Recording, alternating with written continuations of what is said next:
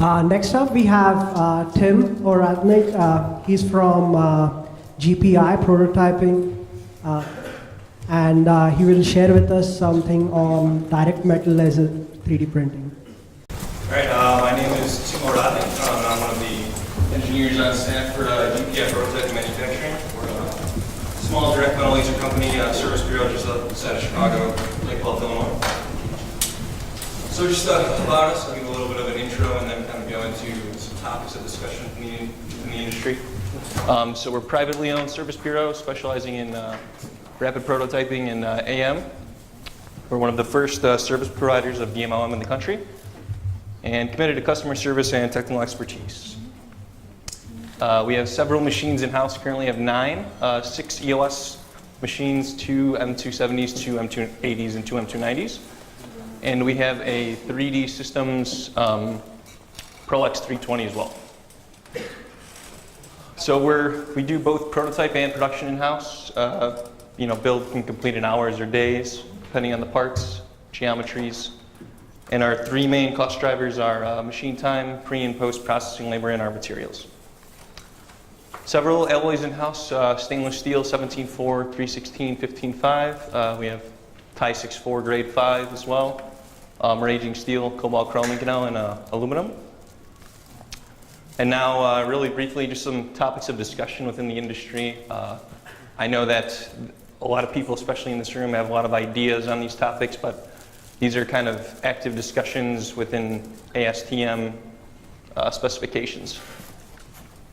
So the first one is warp, or movement due to thermal and residual stresses. So I have a quick screenshot of a layout of a couple test rectangles that I built. Part 1 was half crosshatch supported and half fully solid supported to the build plate.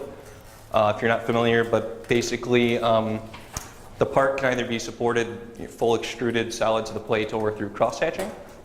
The second part is fully solid. That's the blue outline. And then part 3 was fully supported crosshatched. And the purpose was really to kind of get an early look at the robustness of the support structures and the warp susceptibility of inconel. So based on these pictures, all 3 of them separated or delaminated from the plate in some way. You can see part 1, which was half extruded, half hatched, lifted up at the corner. Part 2, the full solid extrusion, delaminated at the corner as well. And part 3, you can kind of see along the outline, there's a profile of warp susceptibility, the worst at the corners. So the discussion here really is that the part-to-plate bond can be improved with stronger support structures, different anchoring mechanisms. But I haven't really seen too much talk in the industry with people, if anybody's ever actually done destructive testing on the plates and the part to kind of examine the plate bond. I feel that if somebody were to actually cut off the part off the plate and you take that cross-sectional area, maybe do some cut-ups, etching, to really understand what goes into this bond and how can we make it stronger. And then another question that's kind of floating around is the effect of plate resurfacing on part-to-plate adhesion, and is there some sort of minimum thickness that needs to be removed upon resurfacing the plate after each build. And the other thing is powder aging or recycling. You can see these images were just taken with a simple stereo microscope. The sample on the left, I sampled after 1 build cycle, so near virgin powder. You can see still fairly spherical, still typical, or looks like it might just be come out of the atomizer. But a few sausages you might see are discolored particles. And then on the right-hand side, you have aged powder where you see a lot more discoloration and a lot more irregularly shaped particles. So from an economic standpoint, recyclability, it's vital to prototyping and production. It becomes very expensive.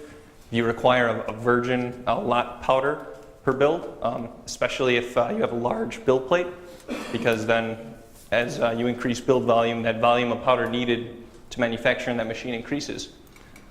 I've seen a lot of studies on powder recycling and powder aging, and they all kind of divulge an opinion at the end, but it really asks the questions of how does powder age over time in build cycles. It seems at this point in the industry you kind of qualify it per process without too much detailing or diligence based on what is actually going on.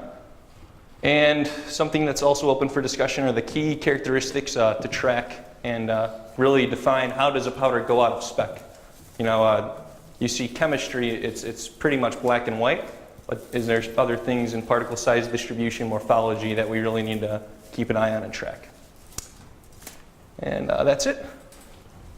Thank you. Any questions?